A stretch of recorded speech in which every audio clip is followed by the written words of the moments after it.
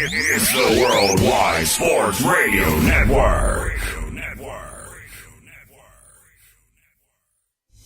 Great moments are born from great opportunity. And that's what you have here. That's what you've earned here tonight. Forget about the crowd. It's the size of the school. Their fancy uniforms. And remember what got you here. If you put your effort and concentration into playing to your potential, to be the best that you can be, I don't care what the scoreboard says at the end of the game, in my book, we're going to be winners. On this team, we tear ourselves and everyone else around us to pieces for that inch. We claw with our fingernails for that inch because we know when we add up all those inches, that's gonna make the difference between winning and losing. It's down to the wire with Errol Marks and Speedy Petey. Oh, Petey!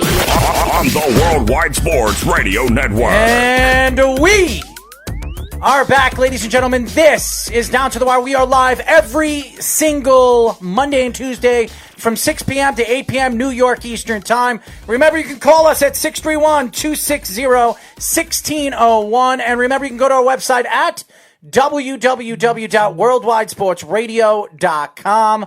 And remember, you can download our app. How do you do that? You go to iOS, and how do you do that? You go to WWSRN, or you go to Android, and you put in Worldwide Sports Radio Network. Speedy Petey, how was the whole weekend extravaganza with you and your family? Yeah, it was bittersweet because I was hoping my family was going to be end up coming up, but unfortunately my father got sick. But I still had a lot of fun. My cousins came over, my aunt came over, my oldest cousin, her boyfriend came over, so it was a lot of fun. We had steak, we had drinks, a little of everything, traditional barbecue. Whoop-de-doo! But my uncle's steaks are the best, so you can't go wrong with it. Oh, so that's what it was. It was all about the steak. It wasn't about the family. It wasn't no. It's always about the family. No, it's about the steak. It's about the cow. It's about the cut and the cow, right? Is that what we're talking about? Sure. If you Some want to sirloin analyze steak that. or something like that? Analyze this. Well, Brittany had another party over there by her house. It was very, very interesting because a fight did break out, but it had nothing to do with us. It had something to do with the other house again. A fight broke out with 60 guys. 60 people, and somebody got slammed on a car and completely destroyed the front end of somebody else's car. Jeez. We had nothing to do with it. Obviously, there's a lot of testosterone out here in New York and Long Island. A lot of people just like to cause trouble and beat each other up. So I had to experience some craziness, which it seems to happen every time we throw a party over there. But nobody got hurt as far as we're concerned. Nobody on our side got hurt or got involved with it. But it was very, very interesting. And by the way, I don't know if anybody sees this. I am actually wearing tape on my neck, as you can see. I have a neck injury. I have a herniated disc in my neck, and I just had an epidural put into my neck. It has not helped. And so hopefully this tape, with which a lot of athletes use for sports, where it can contain and keep the neck into place where I'm not in as much pain during the show. So I'd like to thank professional therapy, physical therapy that helps us out in Smithtown, helps me out in Smithtown with physical therapy. So hopefully it works. I'm praying to God it works. Best of luck.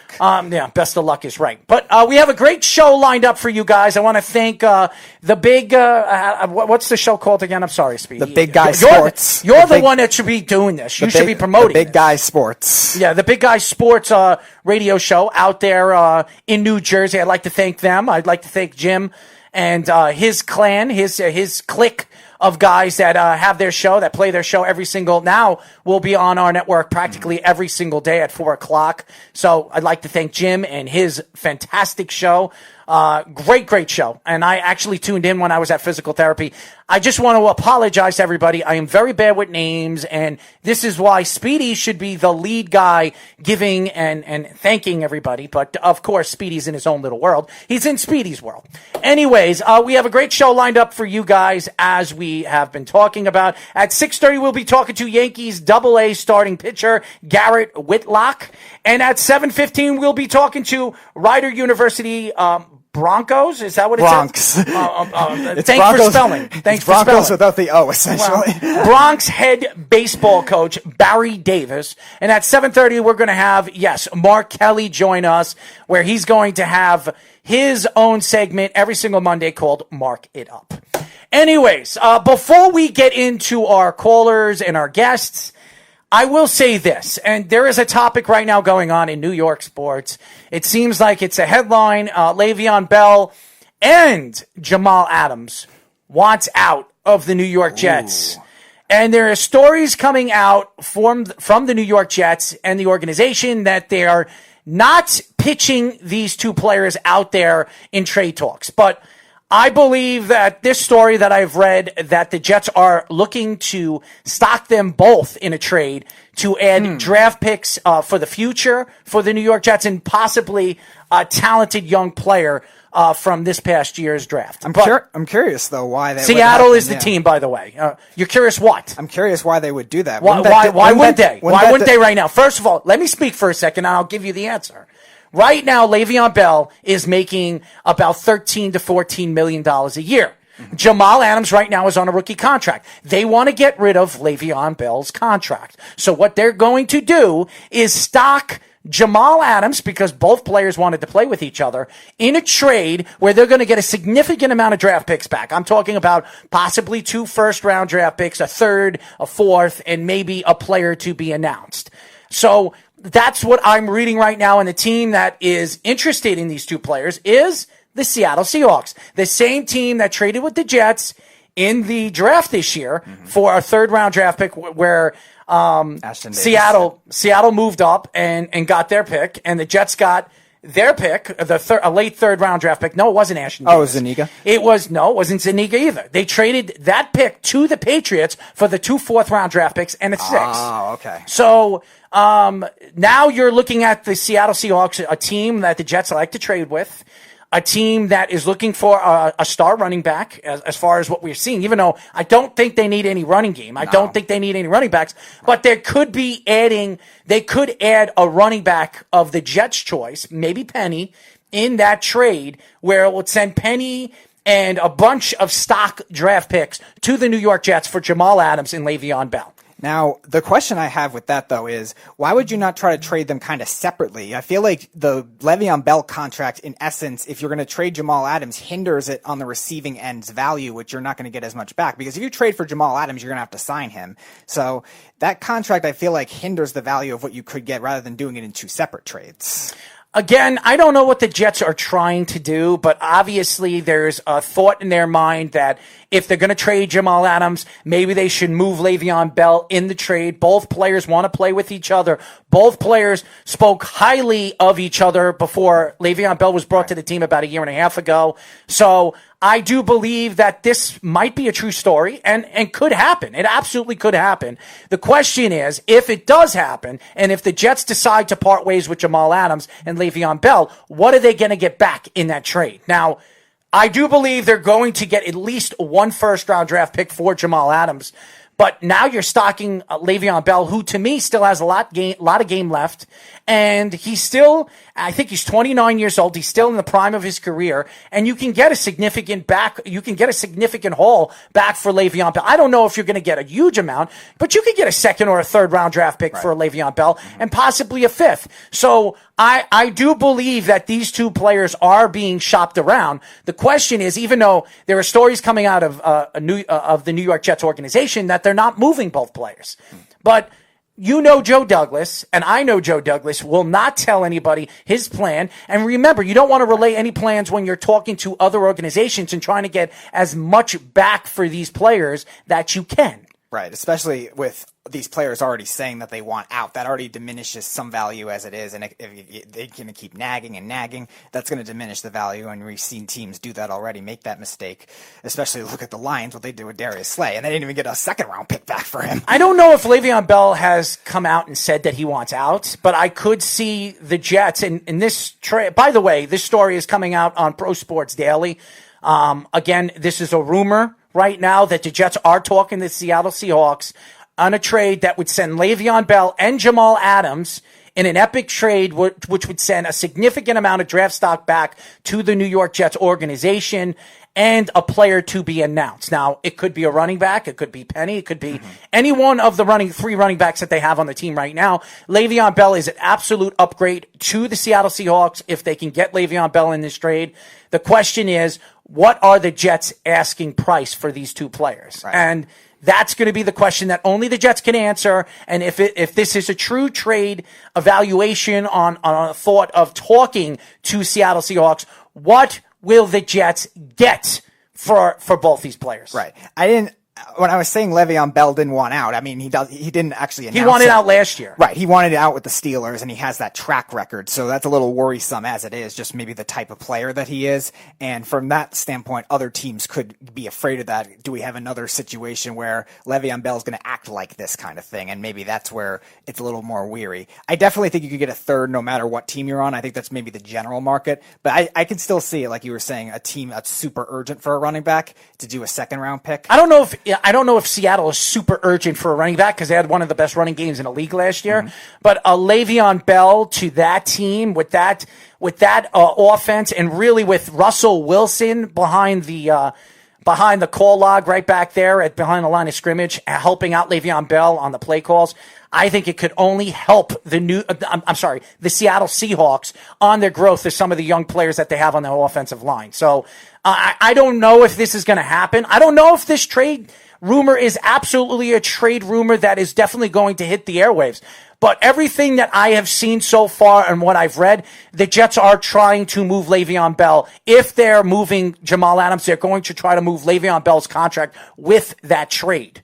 So this is a significant move. This is a significant thought where the Jets are going to have to make a huge move for this organization moving forward, and expect that this team is not going to be a good team this year if they move on from Le'Veon Bell and Jamal Adams, because Le'Veon Bell, who's their best offensive option, and Jamal Adams, who is arguably their best defensive option. So if this does happen, the Jets are going to lose arguably their two best players out of probably their top five on their team. Now, here's the thing. I don't want Le'Veon Bell there if he doesn't want to be there. I already have told you guys that I don't want Jamal Adams with the New York Jets because it's going to hurt the development of Sam Darnold. And we have seen quarterbacks with this organization over the years, one of them being Mark Sanchez, when you bring in bad seeds to this organization, a.k.a. Brandon Marshall, even though he's a great player, it didn't help his growth. It didn't help Geno Smith's growth. So I think it's a bad move for the New York Jets to keep these two guys around, especially what you've heard about these two players moving forward in the last year and a half. And Jamal Adams last year, he said his piece about the team, how the defense was playing throughout the season, and he really threw the Jets and the defense and the offense under the bus when he was talking to the press. Right. And now you're looking at Le'Veon Bell, who did the same thing. He did the same thing with the Jets in certain aspects of the season last year, especially in the second half of the season. Le'Veon Bell did not reassure the fans that he wanted to be there. I think also, too, the other thing to factor in with this kind of dilemma is how are you going to be able to make up that production? Now, what you described to me with Rashad Penny being a potential piece that could come back, maybe that'll help with, again, a crowded backfield if P. Ryan can make an impact right away and if Penny stays healthy, because that's been his problem. He's been efficient otherwise. But the other problem is how will that affect the rookies, too, and the young players the new players that are there? Because now Denzel Mims is going to be getting more attention. If he breaks out right away, then he'll get more attention. And same thing with Jamison Crowder, who's a slot option, sure, but a good slot option. So that's the other thing you got to look at. Is it money more important, or again, on field, who gets the attention to spread the offense around? Money talks. Money talks with all these players. Jamal Adams wants a lot of money. That's what he wants. He wants a lot of money, and I don't think the Jets are willing to give him what he wants. And as far as Le'Veon Bell, I know Joe Douglas and Adam Gase did not want that contract. And it wasn't them that gave him that contract. That was Mike Maccagnan. That was the gift that Mike Maccagnan gave to the New York Jets before he was thrown to the Wolves, if you know what I mean. Thrown out there to the Wolves as a free agent GM. Now, I'm upset about these two players because both players who I liked, when they brought Le'Veon Bell to the team, he gave them another look, another option behind the line of scrimmage that the Jets have not had since Curtis Martin. And you can say whatever you want about all the running backs that the Jets had over the years. Not as good as Le'Veon Bell. The stats don't show it. And Le'Veon Bell last year did not show that he can run behind this offensive line. Now this year, when you look at the team and the rebuilt offensive line that they have right now instilled to Sam Darnold moving forward this season. This is going to help Sam's development and was going to help Le'Veon Bell's development as a running back, his second year back from really taking a year and a half off. The question is, when you look at the Jets as a team right now, are they ready to win? And the answer is no. They're not ready to win this year, but they could be a significant threat in the AFC East, especially knowing that the Patriots don't have Tom Brady anymore, and Josh Allen, you can't bet your bottom dollar on, and Tua, let's be honest, we don't know what Tua is. We don't know if his hip's going to hold up, and we don't know what this Miami Dolphin team is going to be moving forward with still a rookie coach and really a rookie coaching staff. And then you're talking about some of these rookie players. This is one of the youngest teams in the NFL. I'm not going to bet on a young offense and a young defense moving forward. It doesn't matter how good Tua is. So when you look at the Jets right now, the Jets have an opportunity this year to win the division if they keep Le'Veon Bell and Jamal Adams. I just look at Joe Douglas right now at the high points of what, even though Le'Veon Bell is not at a high point, he's not at a significant point because he didn't have such a great season last year. I could look at the New York Jets as an organization to move on from Le'Veon Bell because they want to keep, first of all, they want to bring more money to their salary cap so they can start making moves more in next year's offseason because there are going to be a lot of better free agents that are going to be available. They drafted a running back in the 3rd round, so they're looking at the Jets right now. They already plan to move forward as their young running back in Perine. Yeah, so I look at the Jets right now and the growth of this team. They're not ready to win right now. If you can get a significant haul back for Le'Veon Bell and Jamal Adams, get rid of these guys. Right. They're bad seeds in the locker room. They're not going to help Sam Darnold's development. They're not going to help some of these young offensive linemen moving forward. Could you imagine Le'Veon Bell, if one of these offensive linemen, some of these young offensive linemen or new offensive linemen that are now moved into place, he's complaining that he's not touching the ball enough or he's not getting enough holes or he's not finding enough holes from this offensive line. Do you know what you're going to have to deal with moving forward with this guy all season long screaming? And then you have the young player of Sam Darnold's growth, especially in his 3rd year, still one of the youngest quarterbacks in the league, have to deal with Le'Veon Bell the whole season. I don't want to deal with it. As a Jet fan, I wouldn't want to see it. I wouldn't want to deal with it. And if these trades happen, it shows that Joe Douglas is exactly what we've been saying, going for quantity and depth over quality, just spending it all on one player. And here's the thing. I'm reading what Jeff is saying right now on our feed. And you know what's so funny about Jeff? He thinks that I am so in love with Joe Douglas. So far, what Joe Douglas has done are good things for the organization moving forward. Go look what he did in the draft. He bettered the Jets. He made the Jets better as far as I'm concerned. Now, the question is, what is he going to do if he decides to move on from Jamal Adams? What kind of haul is he going to get back? This is going to depend, and this is going to show Jet fans how smart Joe Douglas is moving forward and set the trust into Joe Douglas moving forward with this organization. That you're trading away your best player, you better get a haul back for him. And as far as I'm concerned, if the Jets do that, which I believe they will, I don't know if it's going to be this year, but I believe they're going to. I don't think Jamal Adams wants to be there. I don't think the Jets want him there. So I could see a significant movement of the New York Jets. If it's not in the beginning of this season, it will be in the middle of the season at the trade deadline. When we come back, we're going to be talking to Yankees Double-A starting pitcher Garrett Whitlock here on Down to the Wire. You're listening to the Worldwide Sports Radio Network. You're listening to Down to the Wire on the Worldwide Sports Radio Network.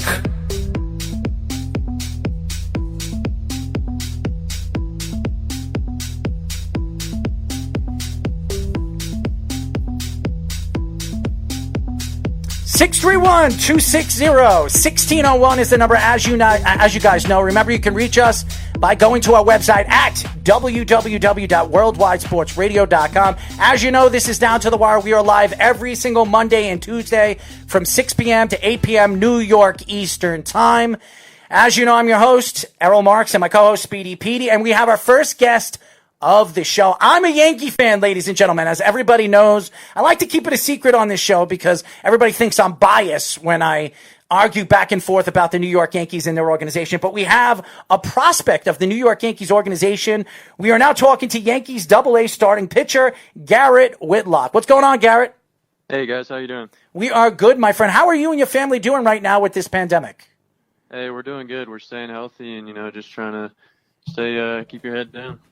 Well, that's always good. So, Garrett, why don't you tell us a little bit about yourself moving into the major leagues, being drafted by the New York Yankees, and now playing for one of their farm teams?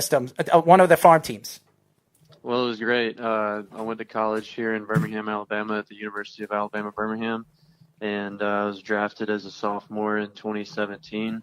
It's funny, I was actually with my now wife. It was my girlfriend at the time. I was with her family on the beaches of Gulf Shores, and Mike Wagner, my area scout, called me to let me know that they had drafted me, and I actually had missed the call at first. So I had to call him back to find out that, hey, I've been drafted by the New York Yankees, and that was obviously such an amazing time in my life, and it's a day I'll never forget. And so now we're in the organization trying to work my way up. With the Yankees, obviously a big name organization, of the biggest maybe in all of sports, just the biggest brand. When you found out you were going there, did your expectations get a little higher? Was there extra pressure because it was the Yankees, being that they're such a big name, they're the most accomplished professional sports team? Was there anything different, or again, you just took it as, I got drafted, let's do this? I'd say I was more excited. Like you said, it is the New York Yankees. It's such a recognizable name and everything, and so. It was amazing, and I was so excited because I was like, you know what, now I get to work my way up and hopefully play on the big stage someday. Now, Garrett, I look at your record right now in the minors. You're 12-8. You have a 2.41 ERA, but you, as a pitcher, you have 201 strikeouts, and your WHIP is 1.16. When you look at your growth as a pitcher, do you see yourself as a starting pitcher or a relief pitcher moving forward in the major leagues? I would like to be a starter. I enjoy the routine that a starter has, and I enjoy the routine that I get into as a starting pitcher. But, obviously, I'm just trying to help the Yankees win a World Series. So if they need me as a reliever, then I'll be happy to step in as that need is filled. In terms of what you prioritize as a starting pitcher, we see a lot of managers now at every level that have innings limits, pitch counts, stuff like that. Does that change your method of how you pitch as a whole, knowing that you might come out earlier than you expect, or do you just approach it the same way you always have? My approach has always been that I am supposed to go get outs until my manager tells me not to get outs anymore. And so that's the way I do it. I focus one out at a time, and I'm getting the next guy out until my manager comes and tells me, hey, good job, you're done. We are talking to Yankees Double-A starting pitcher Garrett Whitlock. Now, Garrett, I've been watching baseball since I was a little kid. I grew up a Don Mattingly fan, but I grew up an Andy Pettitte fan as well. And when you look at the Yankees organization, they've had a problem finding starting pitchers. They haven't had a problem finding relief pitchers. They've always had good relievers over the years, a.k.a. Mariano Rivera, one of the greatest of all time, if not the greatest. When you look at the Yankees organization and the growth of starting pitching, do you see the Yankees moving forward or backwards with some of the young pitchers you've seen in their farm system?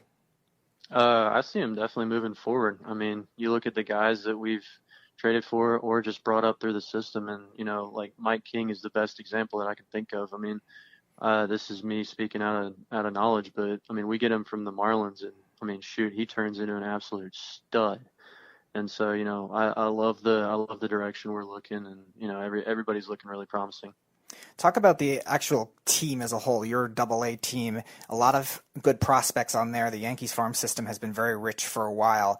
Are there any that have stood out to you, even just watching them when you're not pitching, between the hitters and even some of the other pitchers on that staff? I know Errol's raved about Devi Garcia before, Albert Abreu. How do you see those guys developing on your team? Oh, man. So I've been fortunate enough to play with Davey all the way back in the GCL, and I've kind of gone with him up through the ranks. And so, obviously he's such a talented pitcher, and, it's a lot of fun. He's a great clubhouse guy. He works well with both the Americans and the Latinos. He's a great kid. And, he's so young, but he does have so much room and so much potential. And then another guy for the hitters, Chris Gittens. It's a guy that just year in and year out performs, puts up numbers. And he's another just amazing guy and just absolute raw talent. You love to have him on your team, so that way you don't have to face him. As you guys know, we are talking to Yankees Double-A starting pitcher Garrett Whitlock. You know, Garrett, Tommy Johns has really taken control of the major leagues with all the arm problems we've seen in and out, especially with the Yankees. You see with the Mets, they lost Noah Syndergaard. When you look at Tommy Johns, and I don't know, have you ever had Tommy Johns, by the way? I just had it last July. So this is a good question. Do you think you were worked harder as a young pitcher? Is that why you believe you got Tommy Johns? Or do you think it's just a distinct thing by the way you throw the ball, the way you throw the speed of the ball, the velocity of the ball? Is there a reason you think you got Tommy John Tommy Johns? I think it varies from case to case and person to person. You know, like obviously if someone had it figured out what causes it, you know, they'd be a multi-billionaire by now. So, you know, like I'm definitely not going to sit here and tell you like, oh, this is the exact reason I had it. But, you know, it's one of those things that when it happens, you overcome it and you got to just push forward and you got to say, you know what, like I'm going to come back better than this. And luckily, you know, I've had such great support with the medical staff at UAB and with the Yankees. You know, they've helped out tremendously. And so, you know, I'm hoping to come back just as strong, if not stronger than, you know, before. Have your coaches, since you had the Tommy John surgery, have they told you to do anything drastically different with your pitching style as a whole or your pitching approach? They have not. They were happy with the way I was throwing beforehand, and they want me to come back doing the exact same thing. Now, Garrett, when you look at some of the pitchers that you've seen, dominant pitchers like the Chris Sales of the world, and even the Garrett Coles, who the Yankees just paid a lot of money to come to the team, $326 million. Is there a particular pitcher, the style of the way he throws the ball, that you can compare your style to? I mean, obviously each pitcher is a lot different. You know, I love watching Charlie Morton, just because I feel like I kind of try and pitch like him. I obviously don't have as overpowering stuff as he has, but I like the way he attacks hitters. I like the way that he goes about his business. Doesn't really seem to change much emotionally. Same thing with Rick Porcello. You know, I love trying to emulate those guys, you know, the way they pitch and the way they go about their business. Charlie Morton went to my high school, so glad you fixed that answer. Oh, well, there you go. Yep. So, again, how about when you were growing up, pitchers you watched, pitchers you idolized, was there a big influence on your game as a whole as a baseball fan and also even as a pitcher, if it was a pitcher? Oh, well, I mean, growing up, I lived right there and just outside Atlanta, so I was such a big Braves fan. And that was during the big three with Smoltz, Glavine, and Maddox. And, you know, I liked to kind of look at all three of them and, you know what, and just try and say, hey, you know, if I can get, you know, some of what all three of those guys brought, you know, like maybe I could do something myself. We are talking to Yankees Double-A starting pitcher Garrett Whitlock. Now, you talk about the Braves, and I remember a team that had the Braves numbers in the 90s, and that was the New York Yankees. And the Braves could have won 2 World Series championships if it wasn't for those 90 Yankees. When you look at the guys like Greg Maddux or Tom Glavine or Smoltz, when you look at their styles of pitching, and these two are 3 of the best pitchers of the 90s and really of our era, is there a particular pitcher that you thought was better than the other? Oh, I mean, their styles were so different that you couldn't really say, oh, yeah, Maddox was better than Smoltz because, you know, he did this, this, and this, or Smoltz was better than Maddox because he did this, this, and this. You know, they each had their own style, and they both got results. And that's the thing, as a pitching staff, you're not really trying to compete with the other guys on your staff. You know, you're a staff. You're trying to get the same goal together. And so, you know, I definitely couldn't say one's better than the other. Greg Maddux was very unique in the fact that he barely threw 90 miles an hour and he still was as dominant as he was. Whereas you see pitchers today, it's all about velocity. It's all about strikeouts. Do you think you'll ever see anything like a Greg Maddux, maybe not at that level, but a control pitcher and a finesse pitcher like that dominate the league ever again? Or do you think this is a new trend that's going to stay forever with the velocity? You know, obviously I'm no future teller, but, you know, I'd like to think I'm sure there's definitely going to be, you know, another guy that's that control guy like Maddux and everything, because, you know, at the end of the day, you know, it's all about getting outs. And so whether you blow it by people or you get them to ground ball early or, you know, get quick outs, getting outs is getting outs. So, you know, I would say that no matter how you do it, if you can do it, you're going to be good. Now, Garrett, the league has changed, and there is now the opener, and now the league is trying to maneuver where you can bring in 8 pitchers, 9 pitchers, and dominate a game where you don't have to get a starting pitcher to pitch 5 or 6 innings, and you can still dominate a game. Do you think this trend is going to change the game moving forward, especially with the New York Yankees? I'm not sure. I definitely don't have the manager mindset. I'm not as statistically thinking as they are, but like I said, as a pitcher, I'm focused on when my manager gives me my ball, I'm going to get outs until he tells me not to get outs, whether that be for 1/3 of an inning or for 7 innings. I'm going to go out there and I'm going to do my job, and I'm going to be cheering on my teammate as he's doing his job too. So I'm not sure I could answer that one. Mentally, is there a difference in terms of the philosophies of coming in to close, coming in as a long reliever, and mostly as you are coming in as a starter? You had 38 starts the last couple seasons. Is there a different mentality to all that? And if so, you think that'll be helped out by the openers being a prominent thing in the league, or you think it'll be hurt? I'm not sure if other people have the same mindset, but my college pitching coach, Josh Hopper, when I was in college, he told me what I've been saying is, what, you go out there and you get outs. And so that's kind of my mindset is, hey, whether I'm coming in the 9th inning or I'm coming out there and it's the first inning game just started, it's like, I got to win these at bats. I got to win this inning. And so to me, it's the same mindset. I'm sure other guys would definitely disagree and everything, but that's how I view it. We are talking to Yankees Double-A starting pitcher Garrett Whitlock. Garrett, what was it like for the Yankees actually calling you and telling you you were drafted in the 18th round of the draft? And what was it like? Who was the one that called you from the Yankees organization? And what was it like hearing that phone call ring and actually talk to the Yankees organization? So that's the joke the guy that drafted me, his name is Mike Wagner. He was an area scout at that time. He's no longer an area scout. He's well up in our organization. And that's the joke between me and him, because we still, keep in contact, is like, I missed the initial phone call. I was on the beach with it's my wife now, it's my girlfriend at the time. And, I was out there on the beach. I didn't hear the phone ring. I missed it. I saw a voicemail from Mike, and I called him back, and he's like, hey, man, glad you called back in time because, we just drafted you. And so, obviously that's been a good joke between us. But, it was great. And then, he was just like, congratulations. We're going to get you in contact with, he was our pitching coordinator at the time, Danny Burrell. And then Danny called me, and so it was just I was just on cloud 9, and I couldn't stop but smiling. Is there any specific player on the Yankees' current roster right now that you're looking forward to playing with most?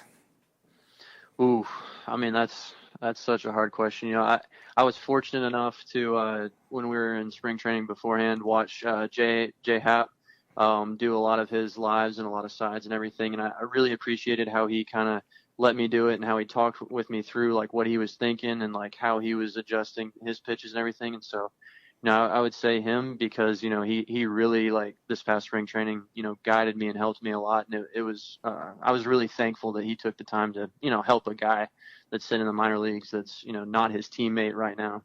Oh, you're always a teammate. You work for the Yankees. You're a teammate. That's the way the Yankees push players. Every time I've talked to a Yankee player, that are ex-Yankees or Yankee that is a part of the organization right now, they've all said that the Yankees organization, they bring the players together. So it doesn't matter if you're in the minor leagues, you're in the major leagues, the Yankees want the players to work together. My question for you as a major league player, and I know you haven't had the opportunity yet to be called up by the New York Yankees. When you look at the majors, is that where you say you've reached your goal, or when you plan to come to the major leagues, you plan to be a dominant pitcher when you get the opportunity to step on the field of Yankee Stadium? Oh, I would absolutely say, you want to be a dominant pitcher. The goal doesn't stop the second you've made it, because then the second you think you've made it, someone's going to come in right behind you. You got to keep pushing. You got to keep progressing. You got to keep, you want to be the best in the game. You don't want to just get there. Do you have one team and one batter that you're looking forward to playing against most at the major league level? Yes, the Blue Jays and Kevin Biggio, because I played him in New Hampshire, and I could not get that guy out to save my life. I don't know what it was, but I faced him either 2, 3, 4 times, like 2, 3, 4 different games, and that guy had my number every single time. So I can't wait to get back up in the major leagues and like actually like face him and say, "Finally, you're mine now." Well, it's funny. It's funny that you say Biggio because Craig, his father, is from Long Island. He's from Kings Park. So Kevin actually was, I don't know if he was, he was raised over here in Long Island, but a lot of his family is from Long Island, from this Long Island area. So as a player and as a growth of the players that you play with, is there a particular player in your locker room right now that's the clown? He's the guy that just causes the havoc in the locker room. James Reeves, 100%. I mean you could be having the worst day in your life, and you just look at James Reeves, and you're just going to start smiling. James Reeves. Yes, I mean he's just he's the light of any situation you go in. He knows how to bring a clubhouse together. He knows how to keep everything light, and I mean it's just you meet him and you'll just love everything about him. What do you think is your best pitch, your favorite pitch, and a pitch that you would want to learn how to throw? Well, obviously the stereotype answer is the one that gets them out. And, obviously I enjoy throwing my two-seam, and, I enjoy throwing a changeup whenever it makes them look silly. But, I'd say maybe the pitch I'd like to learn. I've been doing some rehab with Stephen Wright here recently, and he's been throwing that knuckleball to me, and my goodness, is it nasty. So that'd be a fun pitch to just have in your back pocket. As you guys know, we are talking to Yankees Double-A starting pitcher Garrett Whitlock. Now, I don't know, your work right now, you're playing for the Yankees organization. Is there a dream team that you want to play for in the future if you have the opportunity to do? Or you just want to be a Yankee and prove yourself as a Yankee and win a championship with the New York Yankees organization? Shoot, I think anybody'd be crazy if they said they didn't want to be a Yankee. I mean, we're the New York Yankees, for goodness sake. I mean, who doesn't want to be a New York Yankee? It would probably take some like dire Red Well, don't you want to be a New York up. Mets? Yeah, exactly. Do you want to be a New York Met? You want to work for the Wilpons? No, I mean, you get drafted by the Yankees and you're like, oh my gosh, like this is the New York Yankees. And then you start like getting around the organization, see how they treat you, see like everything they're doing, and you're like, why would anyone ever want to leave this place? That's true. So, it's true. I will tell you this, Garrett. The first time you get called up and you play the Red Sox, being one of those Red Sox, we have a lot of Red Sox fans that love to go into and attack us throughout social media. And I want all the Red Sox fans to know that every single time they get into that, they're ready to get into the batter's box, they're going to get beamed by Garrett Whitlock. What do you think about that? I tell you what, I'm just going to try and get outs, and if it happens, it happens. Now, what happens if Kevin Biggio becomes a Red Sox in free agency? I want to strike him out. I'm not trying to hit that. He has my number. I need to do something to get him though. Well, I read a lot of stories about the kid. He's a up and coming superstar right now with the Blue Jays. They've got a bunch of young players that their fathers were big time superstars in the majors. One of them, Mr. Guerrero. So you're going to have the opportunity for many, many years to come with that team and that talent right now with the Blue Jays. Absolutely, I can't wait. Do you have a favorite game or a favorite moment in your career so far, whether it's high school baseball, college baseball, or with Trenton so far? Ooh, that's there's been so many great moments. I enjoyed, one of the most fun like group dynamics I've had was, up in the summer league with the Cape Cod Chatham Anglers, just a bunch of great guys, we meshed really well. I had a lot of fun being up there. It was my first time really being in the Northeast. And so I really enjoyed playing out there. That was a lot of fun. But, I think to top it all off, it was being a part of the Trenton Thunder when they won the Easter League Championship last year. That's something that not a lot of people can experience. And that was an amazing, amazing feeling. Garrett, before we let you go, I've asked a lot of professional baseball players that we've interviewed, a lot of coaches, college coaches. What are your thoughts with this whole Houston Astros, Boston Red Sox, who everybody keeps taking shots at the New York Yankees because there was a letter that Rob Manfred never opened up where it claims that the Yankees were doing sign stealing or whatever the heck is going on as far as I'm concerned, but they weren't beating up garbage pails in the dugout. So what were your thoughts when you heard the story with the Houston Astros and cheated the New York Yankees possibly out of a World Series in 2017? I wasn't up there. I obviously don't know anything firsthand. I don't know any of the guys that would have been there. So, I'm personally not going to make a judgment on anything because I don't know all the facts. Like I wasn't there. I don't know anything. But my goal is to just play the game clean. If that were to happen to you, you sense a hitter that's maybe picking up the sign from a different spot, you could sense something like that. How would you change your approach as a pitcher if they were doing that? Would you do anything drastically different? I wouldn't because I would want to believe in myself and say, you know what, I don't care if you know what's coming. I'm still going to believe in myself and think that I'm better than you to get you out anyways. But obviously if that's the case, they're going to have a better advantage, but you still gotta use your stuff. You still gotta trust in yourself. You gotta execute your pitches. Well, Garrett, I've become a big fan of yours because every single answer you pretty much told it like it is, and you're not going to throw yourself under the bus, which I respect more than anything in the world, because you want to know something. The Yankees organization is a great organization. You're going to see that as you grow with the Yankees organization. Hopefully you don't get traded, you get called up, and I'll be rooting for you for the next 20 years. I want to see it. You're a young guy. You're 24 years old. I'm looking forward, as far as I'm concerned, moving forward and seeing Garrett Whitlock and his jersey being raised out in the rafters when you're done and you retire. I really appreciate it. I can't tell you how excited I am to get back to work and get ready to get these stuff rolling. Why don't you tell the fans how they can find you on social media?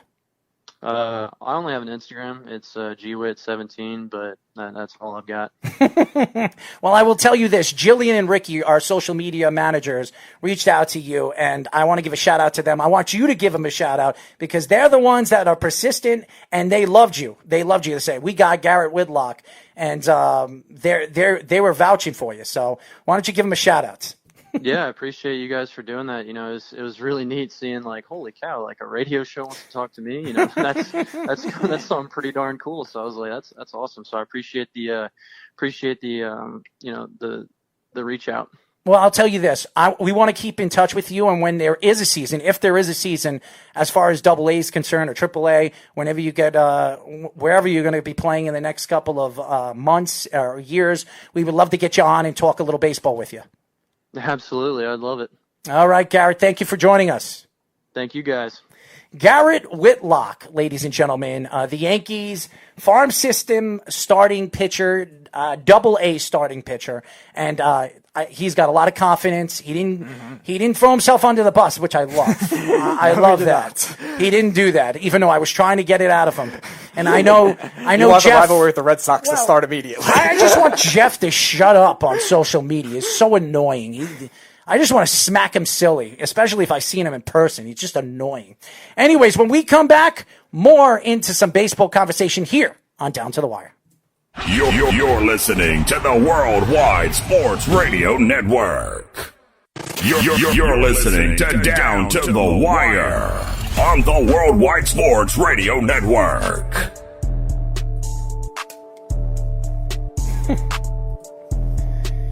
631-260-1601 is the number. Speedy, what is this track? It's terrible.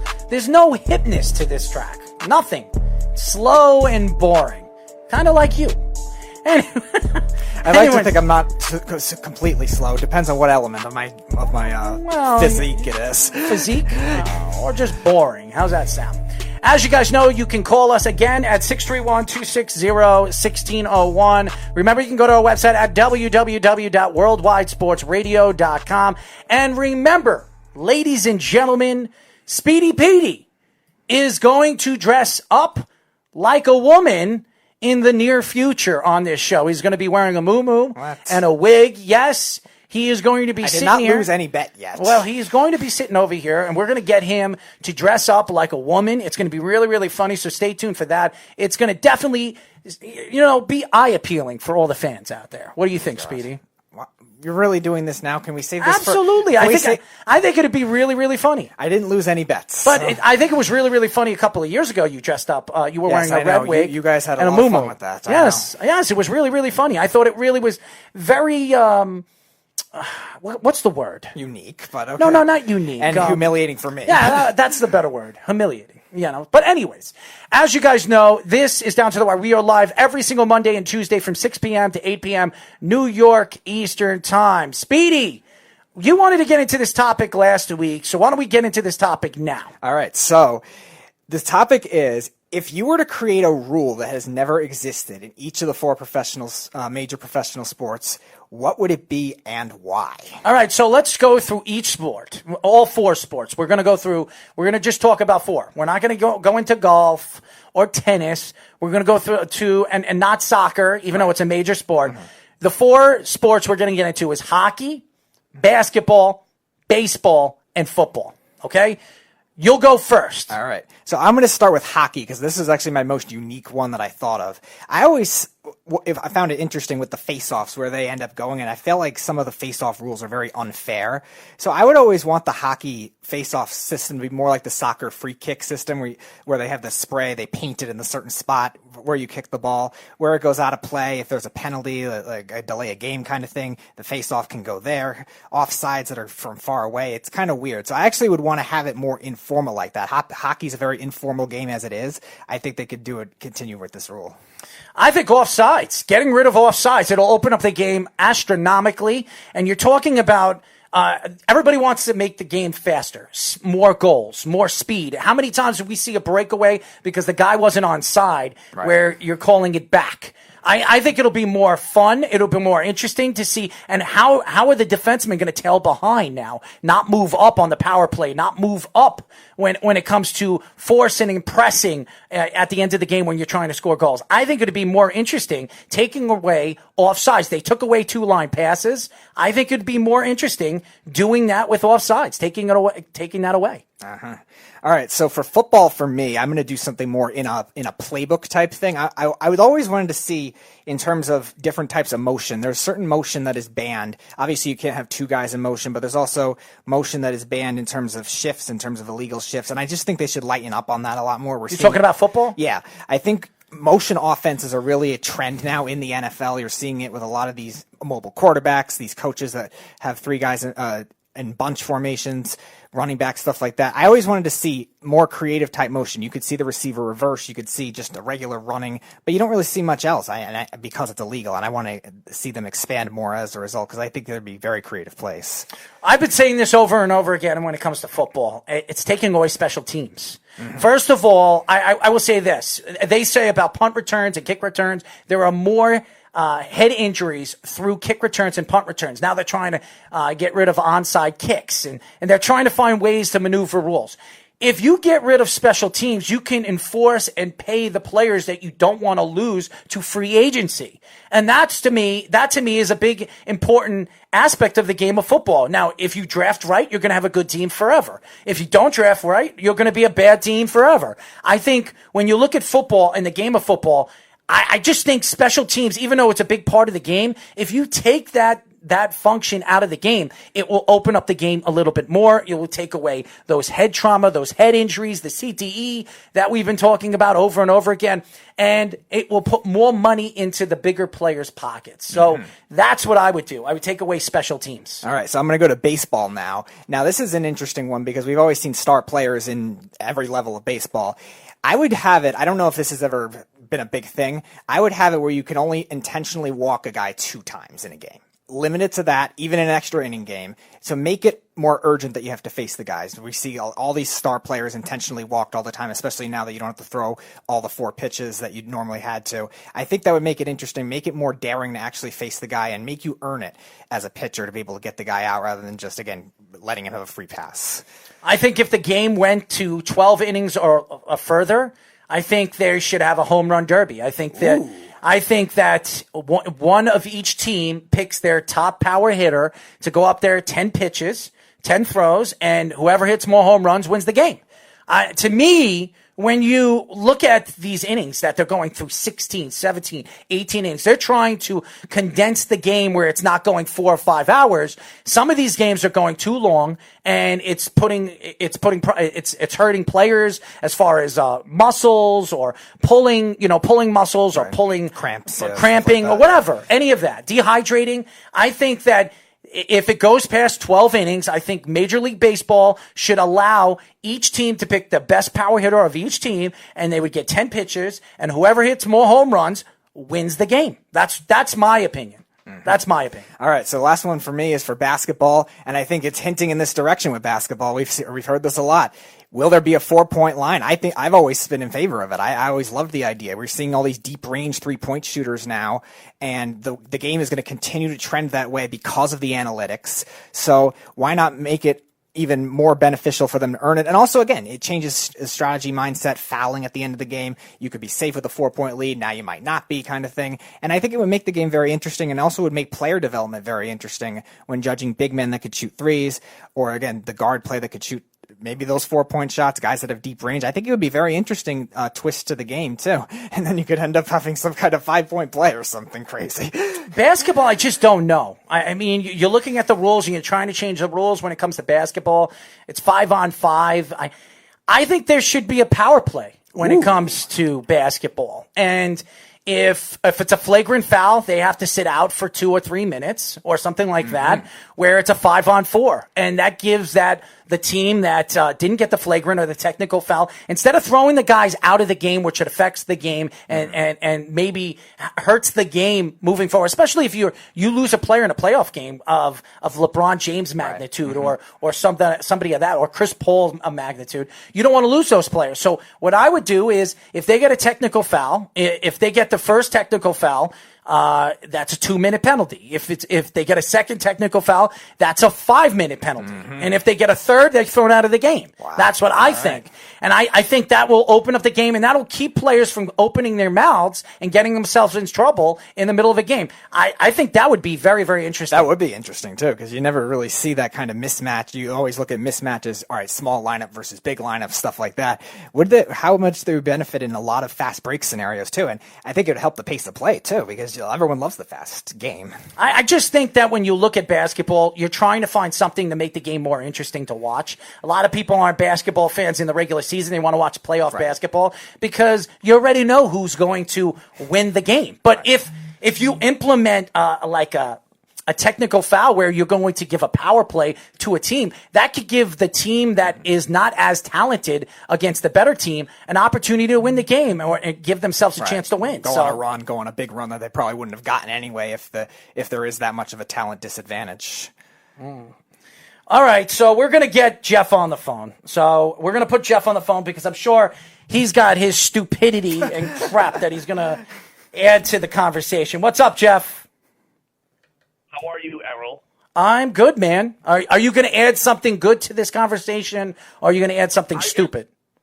No, I mean, rather than changing, I realize the conversation was what rules would you change? But rather than take dumb suggestions Speedy's idea of adding another line and turning basketball into the rock and jock basketball game, how about to make basketball better? Here's a novel idea. Enforce the rules you already have. I don't know. How about calling traveling once or twice? Fair. Right? How about in baseball they lock all the video rooms?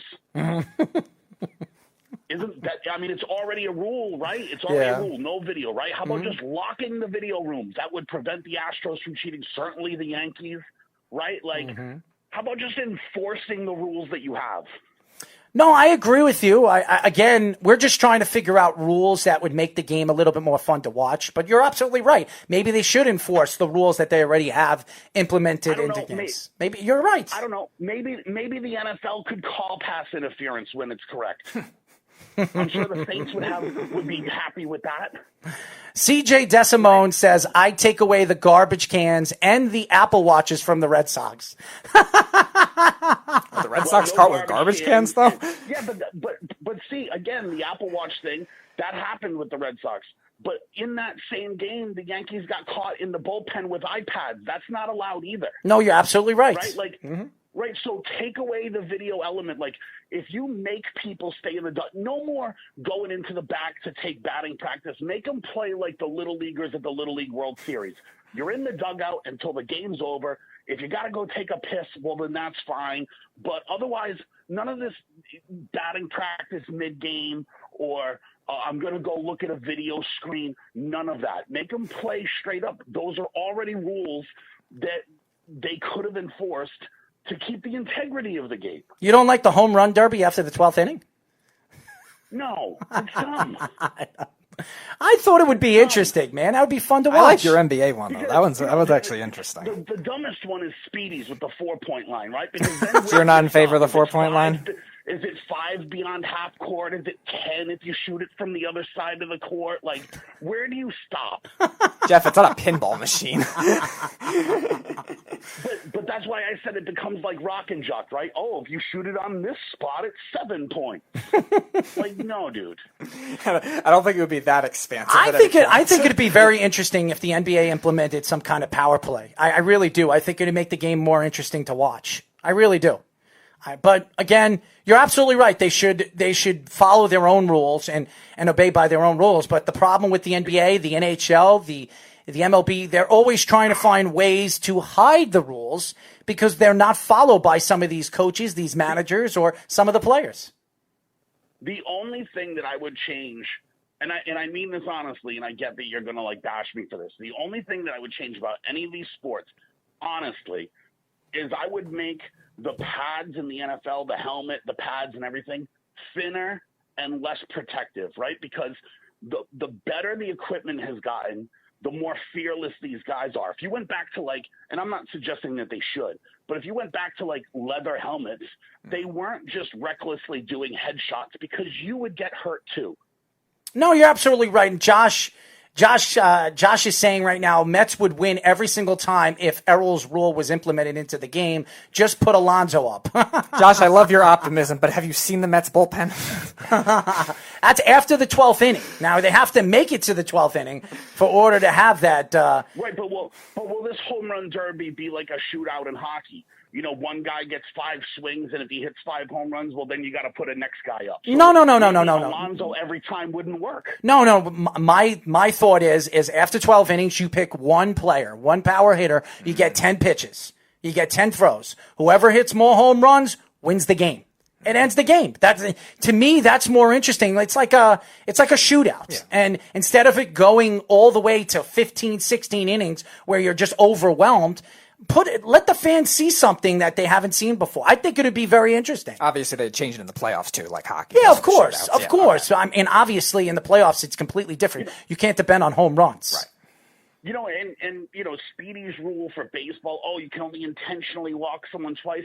Okay, well, then what's to say he doesn't come up again and I pretend to pitch to you? And because you can pitch around anyone in baseball and, intentionally, unintentional walk them. Sure, but I understand that, Jeff. I actually pitch around them then and actually hit your spots or hit the spots where they can't hit it. You risk a lot. Wild pitches, you risk hitting the hit batter. You risk a lot of different things in those circumstances, so that's part of it and why it was in there. It wasn't just designed to just attack him the entire time. You could still, quote-unquote, pitch around him. You just have to do it strategically rather than saying, all right, I'm not going to throw a pitch, just take first base.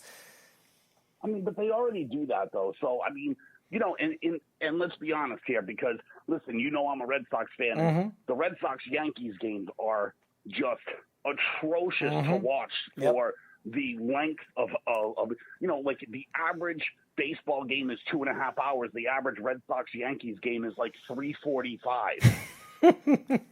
I know. It's true. It's true. Yeah, it's terrible. It's boring as hell, man. Yankees and Red Sox games are so boring. They're either extraordinary high-scoring games or they're completely low-scoring games and completely boring. Or they have a fight.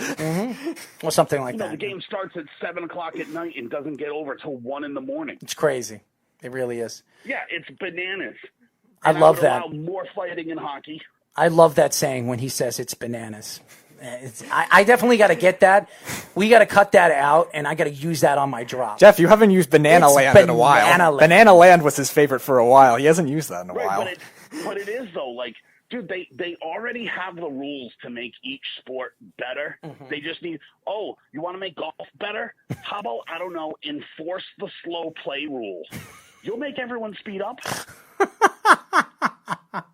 I just snorted it. It was pretty funny. Oh, my God, Jeff. You are one piece of work, man. No, but that's legit, though, right? If you're right. Enforce the rules you have. You're right. Because honestly, what difference does it make if you make more rules? Because they're already ignoring rules. When was the last time you've ever seen a traveling call in the NBA? It's true. It's true. It's absolutely true. I mean, LeBron James has like 7 or 8 steps before it gets to the hole. So you're absolutely right. Jeff, we gotta.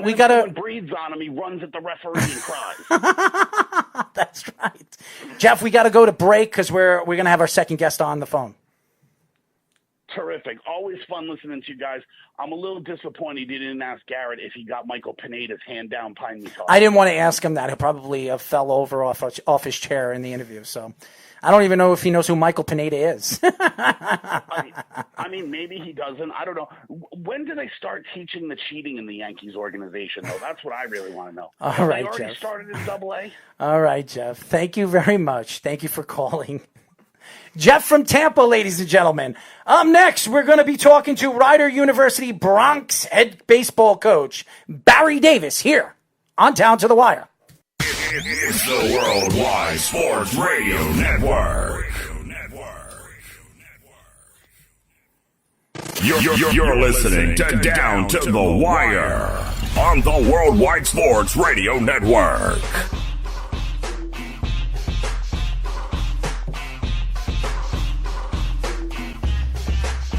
631-260-1601 is the number. This is Down to the Wire. We are live every single Monday and Tuesday from 6 p.m. to 8 p.m. New York Eastern Time.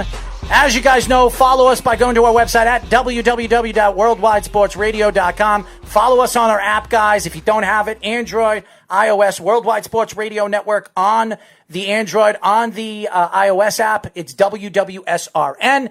Want to give a shout out to Garrett Whitlock for joining us. He was a great interview.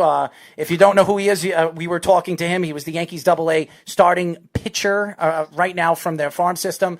But we have our second guest of the show. We are now talking to Rider University Bronx head baseball coach Barry Davis. What's going on, Barry? How are you? I'm doing fine. How are you doing? We are good, man. I mean, with everything that's going on with this pandemic and the terrible driving of some of the people here on Long Island, just terrible. Absolutely terrible. How are you and your family doing? We're doing fine. Thanks for asking. Absolutely. So why don't we get into some of your your baseball team?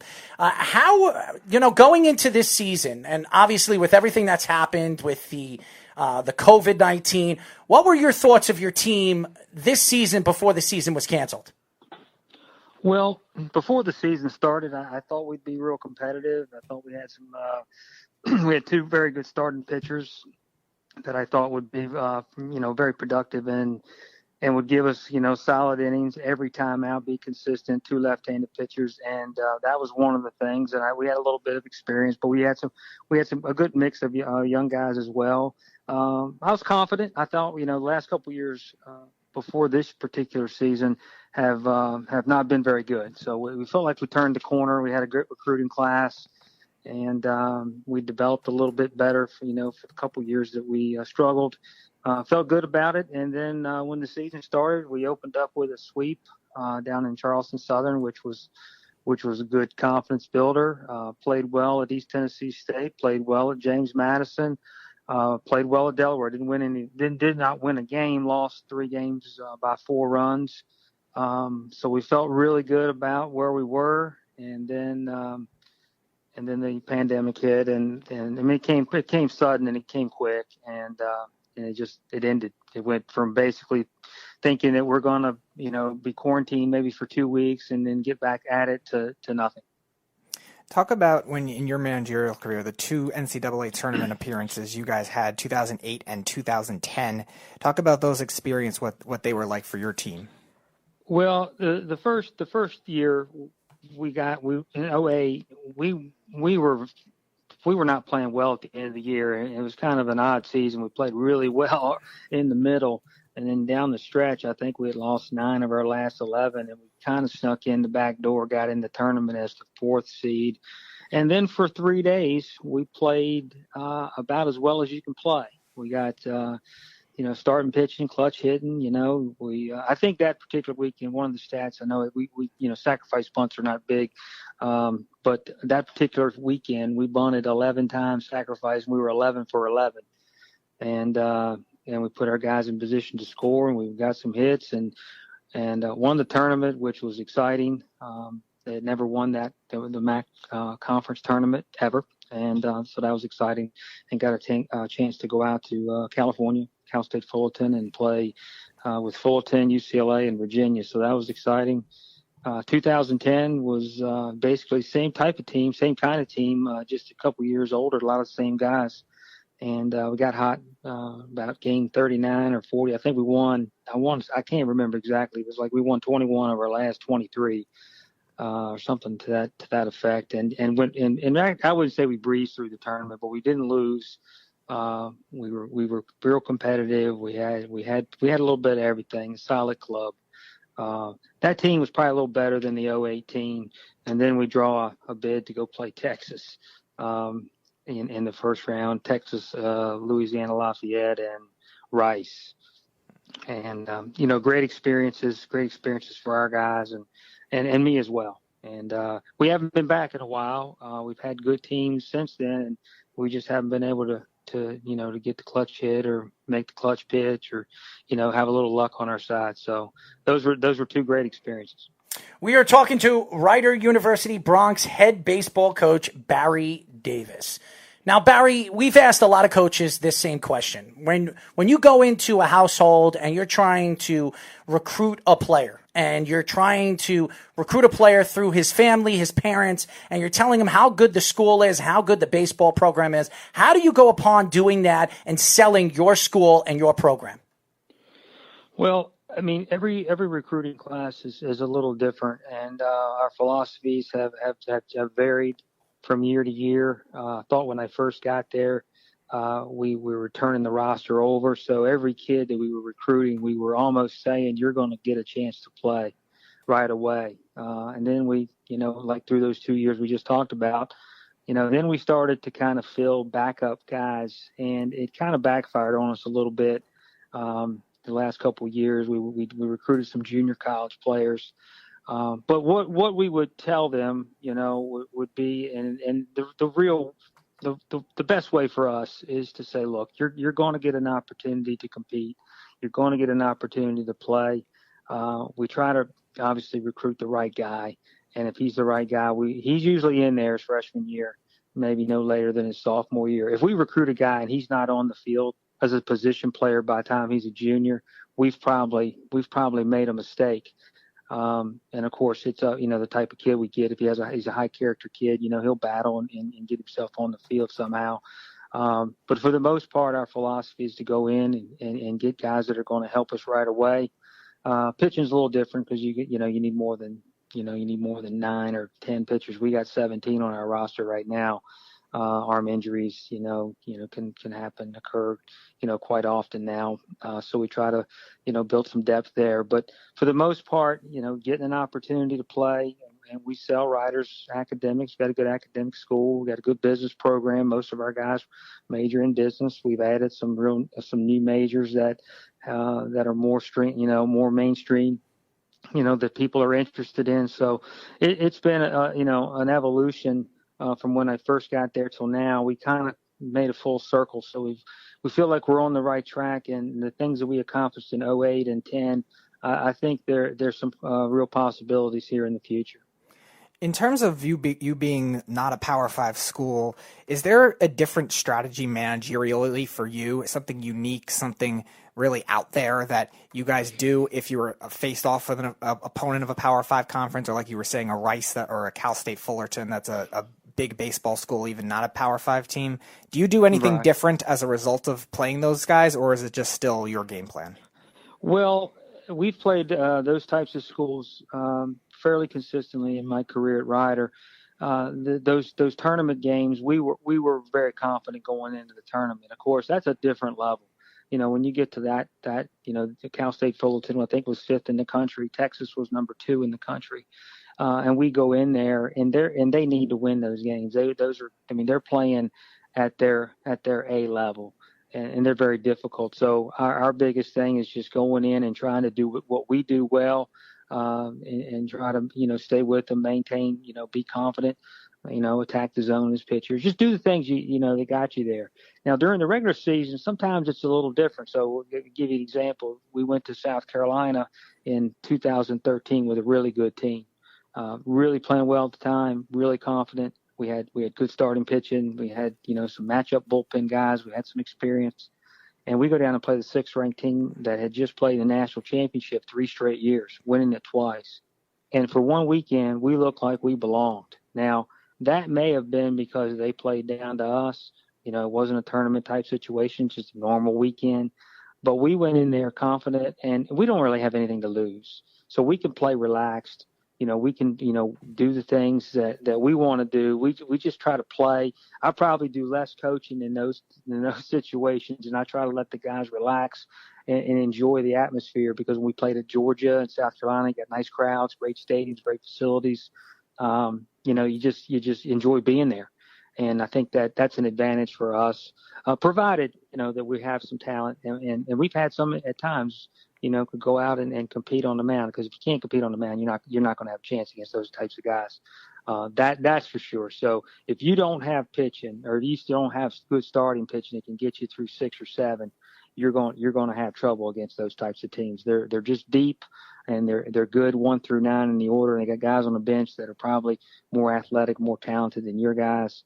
So they have a lot of the things that we don't have, but we go down there and play relaxed and try to do just play our game and enjoy the atmosphere. We are talking to Ryder's University Bronx head baseball coach, Barry Davis. Now, Barry, you were just talking about pitching, and Tommy John surgery has really taken over the game. I mean, the injuries, not only with major league players, high school players, college players, and really Double-A and Triple-A players that some of these players have gotten better after Tommy John, and some of these players have not been the same pitcher. Now, your thoughts to the Tommy John surgery and your thoughts to Tommy John's. Do you think this affected pitchers when they were younger because they threw too hard, or they learned how to throw a curveball at a young age? What are your thoughts to Tommy John's? Well, we don't have, all night to talk about this, that's for sure. You can go a long ways with this. But here's what I would say. When I first started coaching, I didn't have pitching coaches and that type of thing. I learned some things as an assistant at George Mason from Mike Brown, who pitched in the big leagues for the Red Sox back in the 80s. And he had a program, and we long tossed, we lifted. And I never had any arm problems, and we never had any. That we're going like, in the early 90s, into the late 90s. And then, as, the pitching, the gurus and the drive lines and med balls and all these strength programs, have become very popular. And if you don't know what you're doing, from my experience, if you don't know what you're doing, you're going to hurt yourself. And we've had that happen to our guys a couple of times. They go off and they want to throw harder. Everybody wants to throw hard, but nobody knows how to pitch. But my theory too is they play so much baseball. When I played, and guys my age, when we were kids, we played baseball, and baseball season ended, we played football. Football season ended, we played basketball. And I guess if you were up in the northeast or northern Midwest, you play hockey or something. But kids today, they play baseball, and they play it all the time, and that's all they do, and they don't really get a chance to develop. And I'm sure somewhere along the way the arms are they're damaged, and you only have so many bullets in there. And but guys do bounce back. Guys do throw well. You pretty much you learn how to rehab. They got it down to a science now. You have the surgery. You know exactly what you're doing. You know where you at on the schedule and where you should be after 6 months, 9 months, 12 months. And everybody's a little different depending on who you are. but it certainly can flare up again. Or you could pitch, without any issues. I mean, you see it in the major leagues all the time. But I mean, those guys are big and strong. I just think these kids are so strong now that shoulder capsule and that shoulder joint just has a tough time handling that type of torque and that type of velocity and arm speed. Do you think it's a specific type of pitch, maybe learning the breaking balls too early, throwing too hard too early, maybe even the variety of pitches that are thrown? Because it's interesting, there's a lot of pitches that aren't really thrown as much as they used to, like the wacky ones, like the fork ball, the palm ball, stuff like that aren't really thrown anymore. Right. But you're seeing more curve balls as a whole, I guess, variety-wise. What do you think is the biggest reasoning for that? Do you think it's more break? Do you think it's more velocity? From the pitching form perspective, what do you blame most? Well, a lot of schools, a lot of programs, a lot of youth programs, high school, they don't have pitching coaches. They don't have guys watching them all the time and making sure the mechanics are they're throwing properly. They got good fundamentals. I think if your mechanics are bad, I mean, you're putting extra strain on your elbow and your shoulder. I mean, those are factors.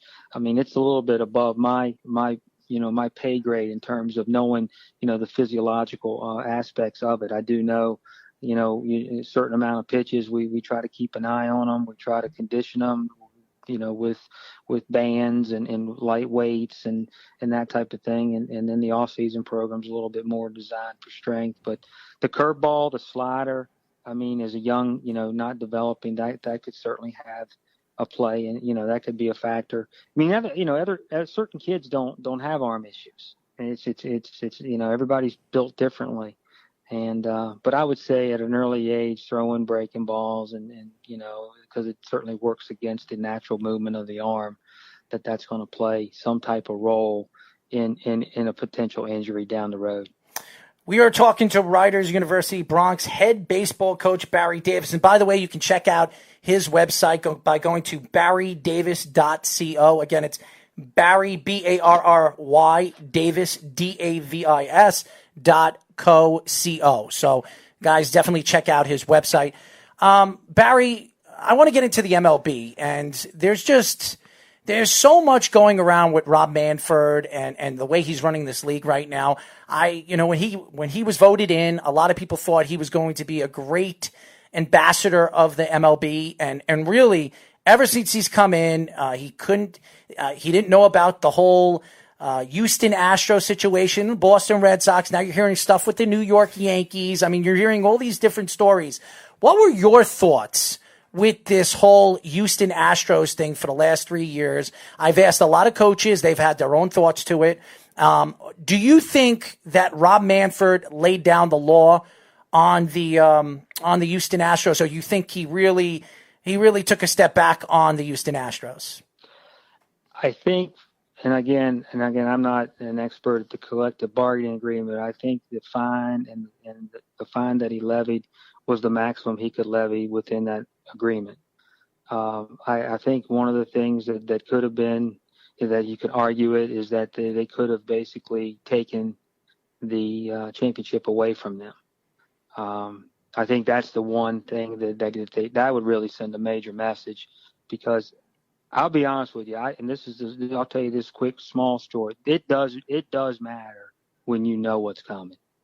I mean, I played in the game one time in college in a summer league game, and I was getting the signals. They gave me the signals. I knew what was coming, and I got good swings. I knew I could set on the pitch, and at that level, and when you know what's coming, those guys are so good. I mean, I'm just a regular player, but when I knew it was coming, I mean, I could put a good swing on it. I mean, I could set on, I could time it. I knew what was coming. It just made it so much easier. And then to win a World Series, I mean, the World Series, I mean, baseball, even though it doesn't look like we're going to play this year, but that's another story. To cheat. That's pretty.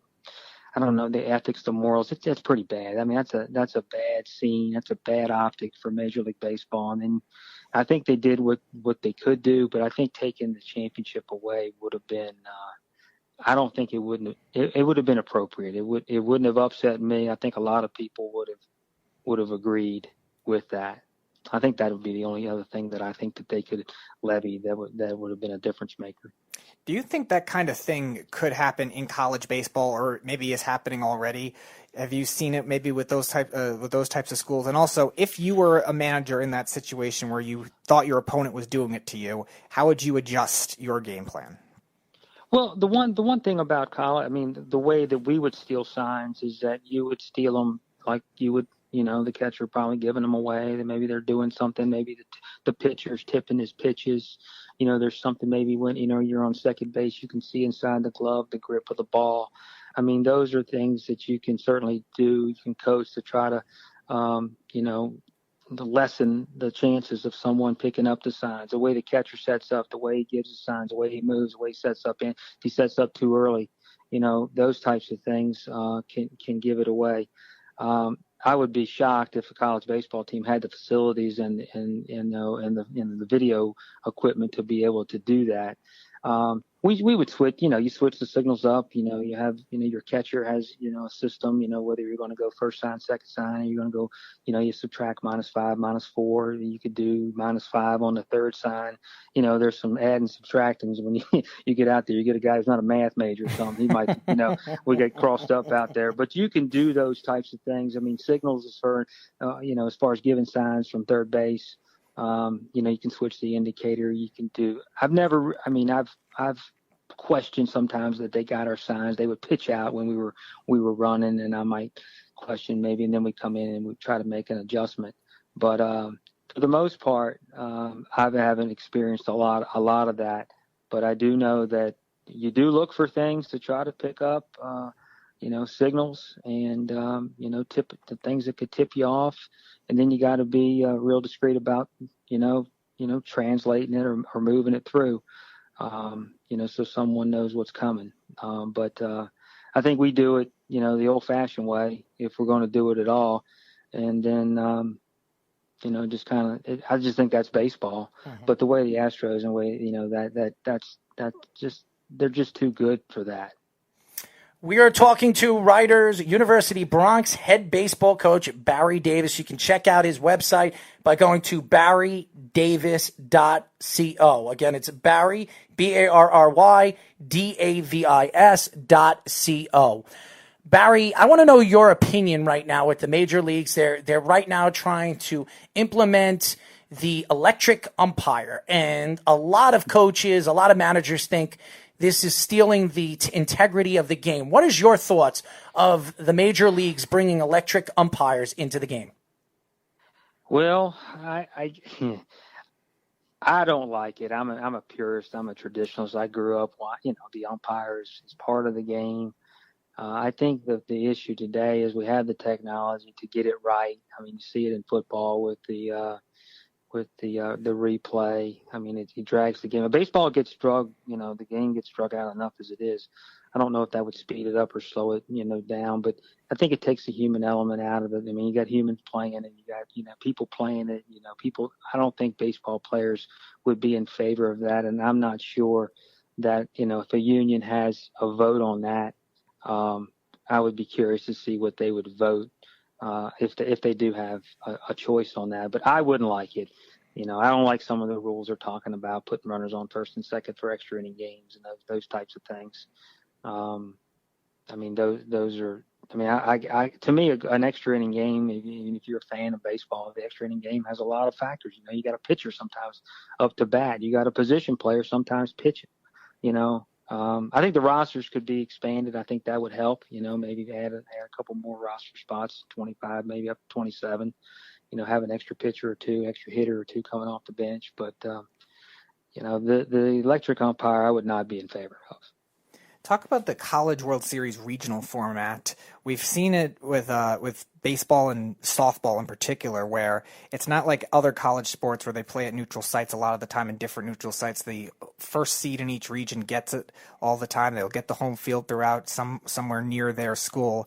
Are you in favor of that type of setup, especially as a smaller school that probably wouldn't be a one seed, or do you think it's a big disadvantage for underdogs to create it going like you see in basketball and hockey and other college sports? Well, the model they have now is that they've had for a number of years, and of course they're always looking to change and try to evolve and to think outside the box and what possibly would work. I think one of the things that's in the works now. We would always be a 4 seed for the most part, unless we had a great year and we beat some quality clubs. The RPIs is a factor in the selection of the tournament, but right now they have it 16 sites, 4 teams. They're looking to add. This is one of the things they're thinking about is making it 32 sites, and then having 32 teams, 32 sites with 2 teams, which is 64. So just for example, 2010. So when we go to Texas, it wouldn't be Lafayette and Rice wouldn't be there. Texas would play Ryder in a best of 3, and then the next weekend it would be you'd have all the winners of those 32 going to another round, in terms of a super regional, and that's what they're looking at to get more expansion in terms of more visibility for programs that are 17 through 32. Barry, I think that's what they're trying to do. Barry, why don't you tell the fans how they can find you on social media? Well, the website you've mentioned, this is something new for me. We have barrydavis.co. You can go on the website, and it's basically a leadership website where you can get information from me to help transform your program from basically a losing team to a winning program. I did a research study on transformation, leadership, and culture change, and we came up with 5 pillars. And these 5 pillars are 5 things that I feel like you must have to transform your program from loser to winner, or your organization from unsuccess to success. And all you have to do is go on there and sign up for the 5 pillars, and then it'll come to you automatically. And then one of the things that I'm hoping to gain from this is to go out and to speak. I'm speaking at the National Convention next January on this particular topic. And I feel like it's a topic a lot of coaches, Division 1, 2, and 3, junior college, and even high school could benefit from these 5 pillars. You also can follow me at Barry Davis 42 on Twitter. I don't use Instagram a lot. I use Twitter. And then of course you can go to gobronx.com at Rider University to get my email. But with the website now, you can sign up and you can get on a subscription list, and then I could contact you and we could discuss leadership, culture change, coaching, and a number of things that I feel like after 31 years of coaching, I can certainly be of some help to someone. Well, guys, as you know, Barry Davis, go to Barry, BarryDavis.co. And like he was saying, go over there, sign up, and you can structure your way. Well, he's going to explain to you how you could structure a team of success if you have a baseball team. So definitely check that out. Barry, thank you for joining us. Barry, do us a favor. Text us your email address to this number so we can send you the clip, the audio clip to this and the video clip to the show of this interview. Okay, we'll do. Thank you so much for joining us, and we'd love to get you on if the baseball season starts next year. Well, definitely love to be back on. I appreciate you having me, and stay safe where you're at, and hopefully we'll talk soon. Absolutely. Thank you, Barry. Barry Davis, ladies and gentlemen, Rider University Bronx head baseball coach. Great interview. Gave us some good insight, not only with his team and the college game, but the MLB game as well. When we come back, we will have Mark Kelly mark it up here on Down to the Wire. It's the Worldwide Sports Radio Network.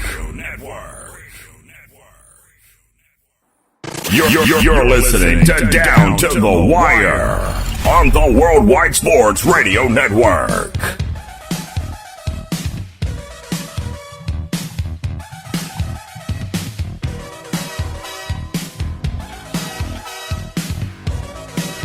Six 260-1601. Speedy almost dropped the mic. What else is new? As you know, you can reach us by going to our website at www.worldwidesportsradio.com. And remember, You can find us and listen to our show every single Monday and Tuesday from 6 p.m.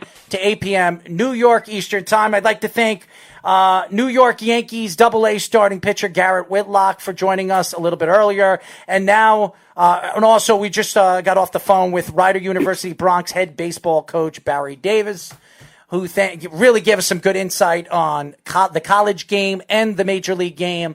And now we have the other expert, which we're going to have this topic on our show every single week. Mark Kelly, what's going on, Mark? Hey guys, how you doing? We are good, and we are going to get you a video feed, but we just got to work on it a little bit. And hopefully Speedy doesn't drop the mic during the live show, which he has a problem of controlling himself. Maybe he needs to pull up his diapers. I don't know. Oh, God. Anyways, as you guys know, this topic will be talked about every single Monday at 7:30. This is Mark It Up. Very good. Awesome. All right. That is awesome. Are you ready? I'm ready. Speedy, could you stop pushing things around I don't know what the heck is wrong with you today. Could you hold your hands and actually understand what you're doing instead of knocking things around because you can't do things at once? Anyways, Mark, what are the topics do you have for us today? All right. Well, we're talking about first the NBA with some of these players choosing to opt out, but I think it's bigger than that too, because it just speaks to how unsafe athletes feel it is right now. I mean, you see everywhere that now that they're coming back, look at all the guys in college football who are testing positive for this virus.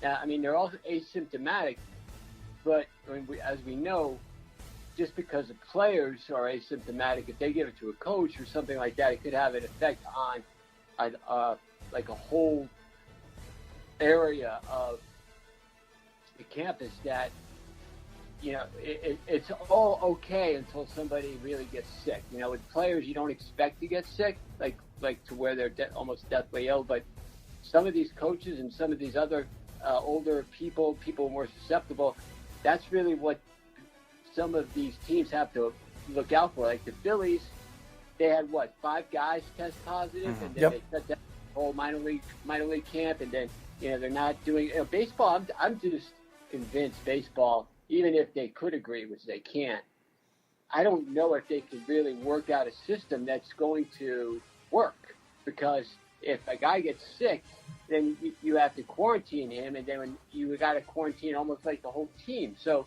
this is something we've never seen before. It's hard to imagine sports being able to go forward. You have individual sports like golf and tennis and NASCAR. We see these things working out. But I'm having a hard time believing that the NBA, the NHL, the NFL, and Major League Baseball, definitely. I mean, baseball, wouldn't you say baseball looks like they are just about done? Yeah, they're done. They're done. There is not going to be a baseball season. I said that when everybody asked me, do you think there's going to be a baseball season? And I was one of the only people that sat here and said that I don't think there's going to be a baseball season, because if there was going to be a baseball season, it would have probably been agreed upon, at least by the Players Union, with the 76-game season and it was, I think, 56. The 56, and they were not agreeing to it. So now you're talking about a 60-game season. I don't know if you're going to be able to get 60 games in now, knowing that it's almost July. So July 4th is usually the All-Star game. So, and the players want to play more. It's like, why would you want to play more games if it's going to be a little bit easier to where you can just, play 60 games and then have enough days off in between? I think that would be better, but these guys can't agree on anything anyway, so why would they be able to agree on this? And this doesn't fare well for baseball, because it's one thing if the sport tries to come back, has an agreement, puts one in place, and then can't do it because people are getting sick or because there are infected among the players. It's another thing if negotiations between billionaires doesn't work. And we already saw what happened, 25 years ago, about 25, 26 years ago, when the World Series was canceled for the first time, that fans aren't good at, it's not going to play well. And I mean, being a fan for a long time, it doesn't sit well with me. And I don't understand how they couldn't have figured both sides with so much to lose, figure it out, do the right thing for the fans. And then if it doesn't work out because of sickness, that's, everybody kind of understands that. But they're refusing to settle on something that they're going to have to figure out. And who does it really punish? The fans. Because the fans are the ones who pay everybody's salary. And if it weren't for fans, none of these guys would be doing anything.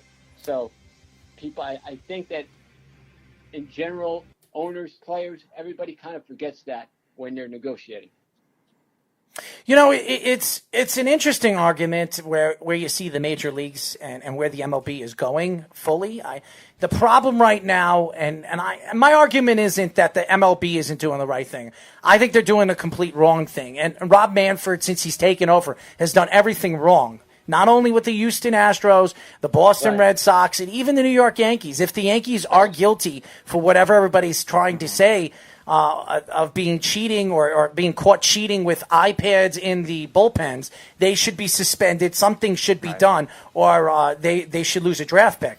I just think Rob Manfred is doing this all wrong. I don't care if it's the New York Yankees, the Boston Red Sox, or the Houston Astros. The Astros were the worst out of all three teams. But the fact is, I don't think he dropped the hammer on the team, and it didn't drop the hammer enough on the organization as far as the Astros are concerned. And really where the league is going, I really believed, and a lot of people thought I was crazy, I thought the MLB 10 years from now was going to take over as the number one sport in America. I really thought it was going to start to pick up, especially with baseball growing the way it is and how football is completely taking hits with its kneeling and really everything with the CTE situation. The parents do not want the kids playing football anymore. I thought baseball was going to take over again as the America's pastime sport and take over as the number one sport in America. But now after this, if there's no season, this is not only going to drop the hammer on the league and the players union, it's going to drop the hammer on the league sales when it comes to jersey sales and all the different things that they're going to lose throughout the season. So I think it's a terrible move for the MLB and the players union. Absolutely. I mean, what is baseball really? What were they struggling with before? They were changing the rules because they want to make the game faster. Why? Because for the average person, Major League Baseball is boring. And let's face it, I love it because I love looking at the battle between the batter and the pitcher, figuring out where the next pitch is going to go, how his pitcher's going to throw it, where the catcher's going to sit. All those little things are games within the game that I appreciate, and baseball fans that know the game real well appreciate. But that's smaller and smaller. And as they try to make it more universal, it's hard to do with baseball because by itself, it can be a boring game. I mean, let's face it. But, football didn't have that problem. Basketball didn't have that problem. And, hockey, I think hockey's the most exciting game. So hockey doesn't really have that problem either.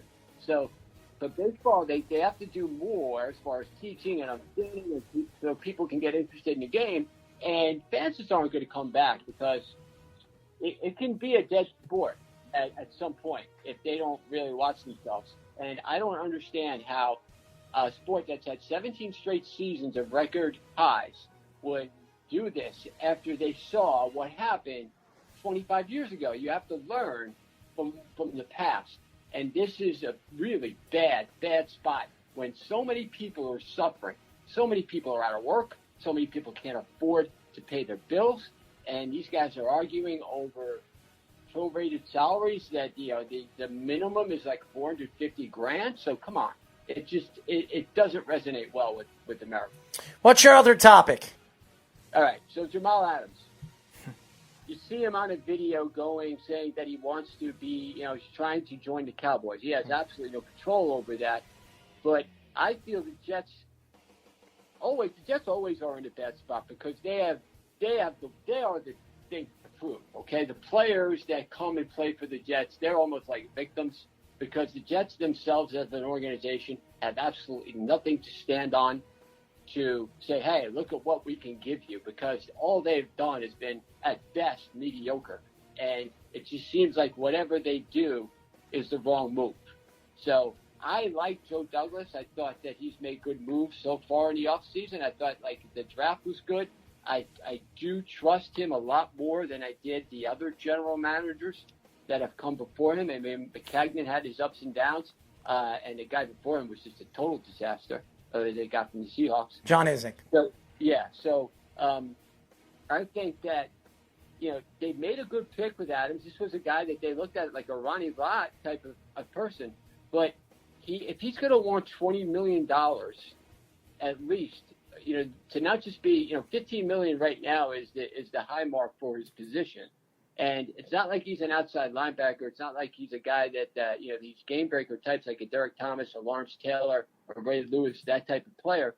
He's a guy that, safety can only have Ronnie Lott probably had about a big impact as any safety in NFL. Okay. And Lott was good, but Lott also had a lot of other guys around him to help. So if Adams expects to get paid like that, then he's putting the Jets in a bad position. But the Jets, just automatically seem like the Jets are going to do it wrong. And especially hold on.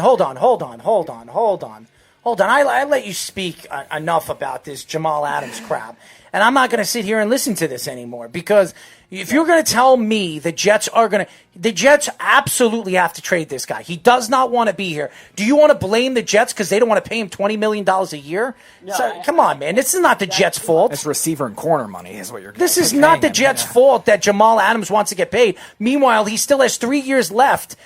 They can franchise him for two of the out of the three. Actually, this is his fourth year. He can have a fifth-year option because he was a first-round draft pick, and then they can franchise him for 2 years. Right. Okay, listen to what I said, though. I said the Jets always appear that they're doing the wrong thing. They're doing the right thing on this. I understand that. But it always appears because of their history and because the Jets never win and because they're usually looked at as losers that they're making the wrong move. And it's the other guy that's in the right. But looking at the situation, $20 million is way too much to pay for a free safety that doesn't have as much impact as some of the bigger defensive players on the game. And Adams himself, I like Adams, but I think Adams has really started to cause more problems than it's worth. So what do you get for him? You trade him.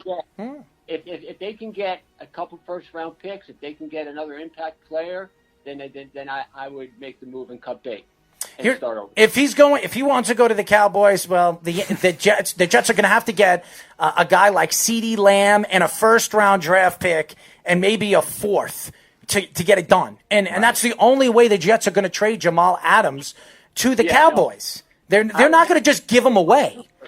I would want 2 first-round picks. Well, that's 2 first-round. You get CeeDee Lamb, you get a first-round draft pick, and then you get like a 3rd or a 4th round pick. That's what he's worth. And if you want, he's an all-pro player. He's probably the best safety in football. If you want to get a safety of that magnitude, you're going to have to pay. And CeeDee Lamb is a guy that you're going to have to pay for. You're going to have to pay CeeDee Lamb to the Jets, give him a 1st round draft pick, and give him a 3rd or a 4th, and that'll get the deal done. If you don't do that, the Jets aren't trading him to the Cowboys. It's just not going to happen. If their price isn't met, but they got to have a high price, and that's what I'm saying is don't give this guy away for a 6th round pick. It's like they spent a 1st round pick on him. He proved himself 3 years. He's an all-pro. He's a guy that is a difference maker on defense.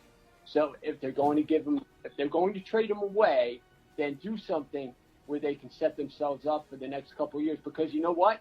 If he really wants to win, he will take what will fit into the salary cap so the Jets can continue to get players and they can win. He's not going to do that. If he's going to want $20 million, then he can go 6-10 the rest of his life. He's not doing that. And you can see he's not going to make a deal with the Jets. He wants a deal now. He doesn't even want to wait until he's a free agent. He wants the deal now. And if he wants the deal now, get rid of him. I don't want him there. They brought in Ashton Davis. Ashton Davis would be a great player to implement into his style, his strong safety position. The guy's a ball hawk. He's fast. And they say he's raw. And in the Williams defense, he's going to only get better. So get rid of Jamal Adams. That was a great under-the-radar move. Everybody kind of said, well, what are they doing? But I think they kind of saw this happen. Well, because I thought they were going to probably, if Marcus May is a free agent after this year. I don't know if they were going to bring Marcus May back, but Marcus May was the best defensive player in their secondary the last 6 games of the season, and he was healthy last year. If Marcus May can stay healthy, I keep Marcus because you only have to pay Marcus May maybe $48-49 million for 4 or 5 years, and he's still young, and you don't have to pay Jamal Adams, and Marcus May is a leader. So I think you can live with Marcus May and Ashton Davis and move forward without Jamal Adams. Next topic. I agree. Next topic. Bubba Wallace with a noose, finding a noose. And I forget where he found it, but It was in his shed, I think it was. yeah. I mean, I think that everyone knows like the symbolization of that and how horrific that is. Mm-hmm. But I mean, you and I know, Errol. We know guys like that. We know guys who are just not afraid to say how they speak and basically ignorant on a lot of different topics.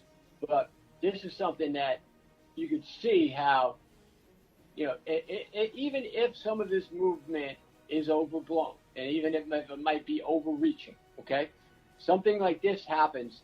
And then you take a step back and you say that there are really some really stupid people in this world if they don't understand how something like that is going to come off. And that's what I mean. Where as far as you can do all these, people can riot, people can do all these things. That's not going to change anything. The only thing that's going to change is when you start changing people's hearts.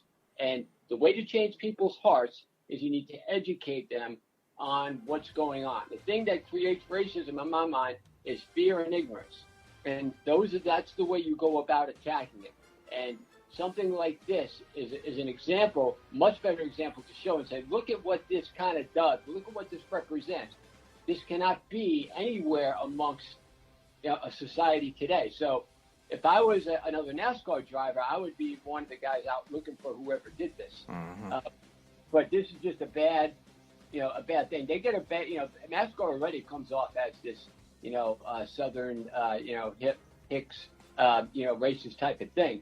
So something like this doesn't help their brand. And we've seen a lot of the racers come and stand and back up Wallace. And I think that's a good sign. Wallace is an interesting guy. He's a great driver. And it's something that when it happened, it's just like, oh my God, are we really here now? But that's the reality of what's going to happen if you don't do it the right way. And it's not by demanding, it's not by threats, and it's not by violence. It's by education. It's by erasing fears and erasing ignorance and convincing people with debate and proof of evidence. And that's really how you start to change hearts. And that's the only way they can really make a difference and get some of the change that they're looking for. It's really, really interesting, but I want to give a shout-out to their breaking news. Sources say players vote down the MLB 60-game offer. There will not be an MLB season this year. So just so everybody knows, breaking news. Wow. Sources say players vote down the MLB 60-game offer. So there will not be an MLB season this year. So congratulations, guys. Congratulations. Unfortunately, this is the way we're moving, and COVID-19 really affected not only the baseball season, but the NBA, the NHL season. Hopefully, not the football season, because that would really be terrible, especially the football fans out there that love the game of football. And I think football there will be a full season of football this year. I can't see them canceling the season, but. It's crazy that there's not going to be an MLB season, and this is going to hurt baseball moving forward. And absolutely, I think this is a bad move by the players. I think this is a bad move. Absolutely, and it really makes me wonder for someone that has such a strong players union, how they could allow something like this to happen and not foresee the consequences of their behavior. But speaking of that, Earl, you have pro football. Is there going to be a college football season? Yes. How are they going to do it? I think there is going to be a season. I don't know how many games they're going to play. They're not going to have any fans, that's for sure. And if they do have fans, they're only going to fill in about 25% of the stadium. I think that's the way they're going to go if there is, and it'll only be the alumni that will be allowed to go to the games. I don't think they're going to let people that is not part of the school or schools that are playing in the game be allowed. Or family. Be allowed to go to the game. So I do believe there will be a college football season. I don't know how many games. I don't know how they're going to implement it, but I think they're going to do what the NFL is doing as far as I'm concerned and try to play without any fans in the beginning of the season. And maybe as the COVID-19 starts to disintegrate, if it does happen, because they believe in the wintertime, COVID-19 is going to come back. But if it doesn't come back as bad as everybody thinks it's going to come back, I think they'll slowly but surely allow more and more fans come and watch the games. The other thing I heard, Mark, too, is they might consider just doing conference games to try to keep the geographic bubble intact. Obviously, that could be harder for something like the ACC, which, again, they do all the East Coast pretty much, and the Big 12 is all over the place. But, again, beyond that, I think they could really pull it off where you have the case of the conference games. And, again, most of the small conferences are condensed anyway, so I think that could be something they could go after. Right, that's what I was going to say, is that if they do have a season, that it's going to be all conference play. And that teams like Notre Dame, I don't know what they're going to do. Obviously, you're not going to have a college football season without Notre Dame. They'll figure something out, whether it is on a one-season basis they join the Big Ten or the ACC, because, I mean, they basically do take an ACC schedule, but they still have a lot of Big Ten teams on their schedule, too. So that will be interesting to see. But I do, when I think of the things that I miss the most in the past year, and I am reminded of the college football season and how exciting it was, and how Joe Burrow came out of nowhere, LSU came out of nowhere. They had such a great college playoff between LSU and Clemson, and LSU and Ohio State, and then LSU and Clemson. So much of it was so wonderful to experience. And, now it almost seems like a different world. Well, it is a different world, but like that world didn't exist. So much of what we've loved and what we've learned and what we've experienced has changed in these last 4 or 5 months. And, you guys talk about, okay, well, how are things going to move forward? And are we going to have sports? I try to follow every day the tracker for vaccines, okay? And it's interesting to see the different stages that they're in and where they are and the type of strains that they're trying to create vaccinations for. So at best, the most positive thing that we can look forward to right now is that there is a vaccine that might be out by as early as October, because they're in the final phase. So hopefully, if that happens, then a lot of other things can happen from that.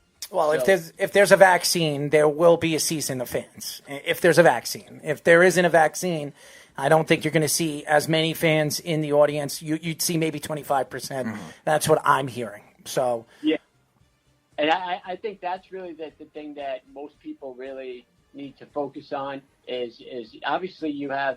Sports is going to try to do their best to work everything out, but it's such an unknown at this point. I mean, everything could change, in 24 hours. I mean, we've had places where a couple weeks ago it looked like the curve was coming down and that states were opening up. And then we have a bunch of things that happen where people are coming together and kind of ignoring the social distancing, and then there's an uprising again. And now there's talks about, in the fall there's going to be the second wave and all that. Look, as long as they come out with a vaccine and they keep on where they're going, which to me it'll be in the fall. And not only that, but there are some real treatments that are coming our way that will be available by September and October before vaccines come out for those that are infected. That'll really help, cure some of the people that are infected.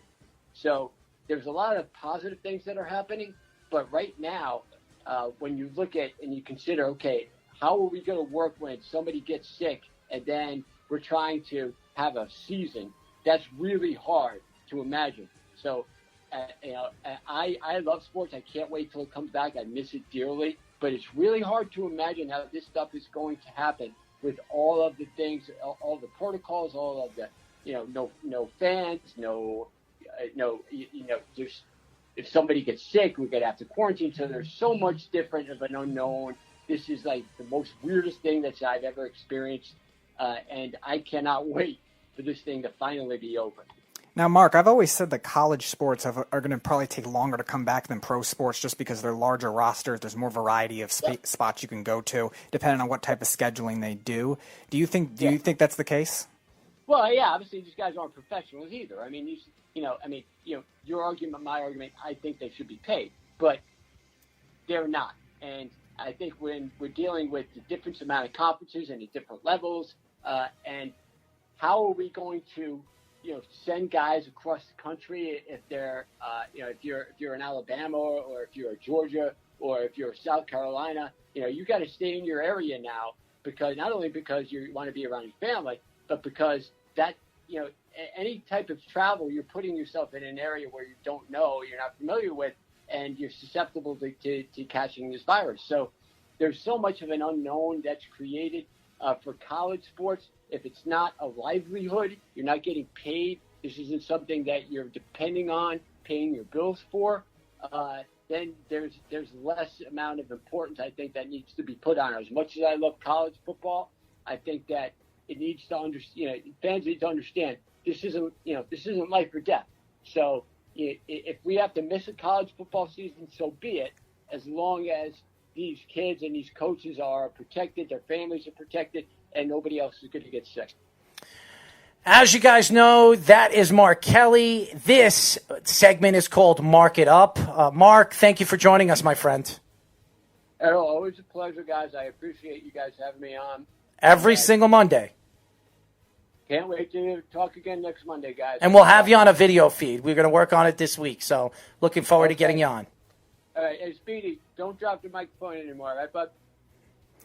All right, you got it. Thanks, Mark.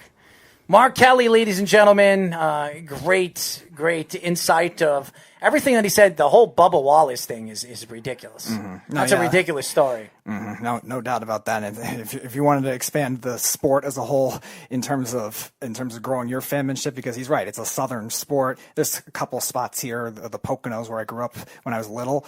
Like there's certain spots in the Northeast, but it's not a lot. And if you want to grow the sport anymore, this is a bad look for whoever did this. That's it for our show, ladies and gentlemen. We'll be back tomorrow. As you know, this is Down to the Wire. We are live every single Monday and Tuesday from 6 p.m. to 8 p.m. New York Eastern Time. I'd like to thank Garrett Whitlock, the Double-A starting pitcher for the New York Yankees, for joining us at 6:30. At 7:15, I'd like to thank Riders University Bronx head baseball coach Barry Davis for joining us. I'd like to thank Jeff for calling the show. I'd like to thank Mark Kelly for joining the show for Mark It Up. We'll do that every single Monday at 7:30.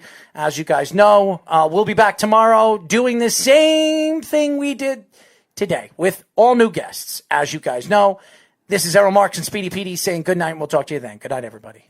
It's the Worldwide Sports Radio Network.